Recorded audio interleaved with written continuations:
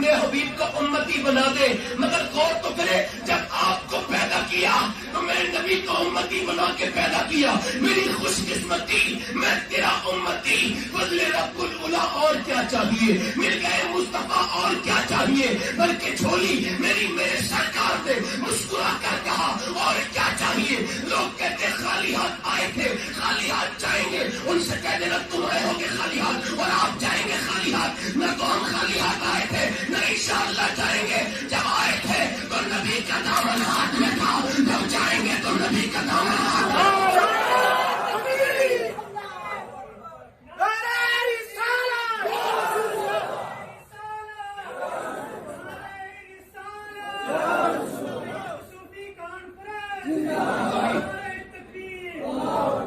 پھر اس کے بعد تو دیکھو کتنے بہک گئے، کتنے چلے گئے، کوئی کدھر چلا گیا، کوئی حضور کے ساتھ کوئی بات کرنے لگا، کوئی کسی طرح کا بے ادب ہو گیا، مگر اس کا فضل اور کرم دیکھو کہ جب اس نے ہمیں پیدا کیا تو کتنے فرقے ہیں، مگر جب تمہیں پیدا کیا تو یار کے غداروں میں نہیں، یار کے وفاداروں میں پیدا کیا،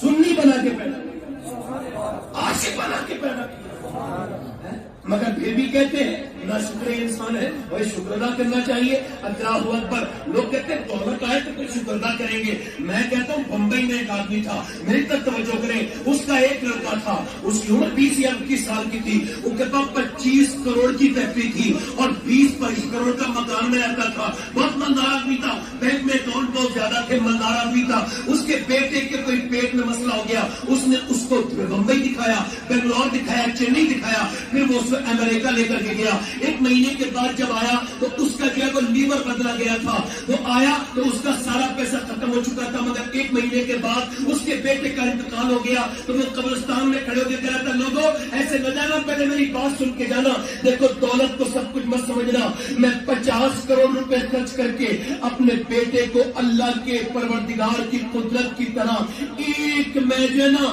وہ ایک میں لیور نہیں دے سکا اپنے بچے کو، اپنے بچے کو میں لیور کی قیمت کا نہیں ہوں۔ اللہ اکبر کہنے لگے دولت کے بارے میں زیادہ مت سمجھنا، میری ساری دولت بک گئی، میں آج روڈ پر آ گیا اور میں اپنے بچے کو نہیں بچا پایا۔ اللہ اکبر، ذرا غور تو کرے، توجہ تو کرے، ایک آدمی اسپتال میں گیا، بوڑھا ہے، بالکل بوڑھا ہے، سانس لینے میں دقت ہے، اسپتال والے نے اس کو علاج کے لیے لیا اور جب علاج کے لیے لیا تو اسے جو ہے وہ آکسیجن لگایا گیا، 1.5 دن میں اس کا بل آیا 90,000 کا۔ بوڑھا آدمی کا رونے لگا، کہنے لگا صاحب کیوں رو رہے ہیں، کیا زیادہ پیسے لگ رہے ہیں؟ ڈاکٹر نے کام کیوں کر دیں گے؟ کہا نہیں مجھے کم نہیں کروانا ہے۔ کہا پھر رو کیوں رہے ہو؟ کہا اللہ نے مجھے اتنا دیا پورا اسپتال خرید سکتا ہوں۔ کہا رو کیوں رہے ہو؟ کہا رو اس وجہ سے رہا ہوں کہ میں آج آپ کے اس مشین سے 1.5 دن سانس لیا ہے تو آپ نے 90,000 کا بل بٹھا دیا اور میں 80 سال کا بوڑھا اللہ کی ہواؤں میں سانس لے رہا ہوں۔ میں نے کبھی نہیں سوچا کہ سانس لینا کتنی بڑی اللہ کی نعمت ہے،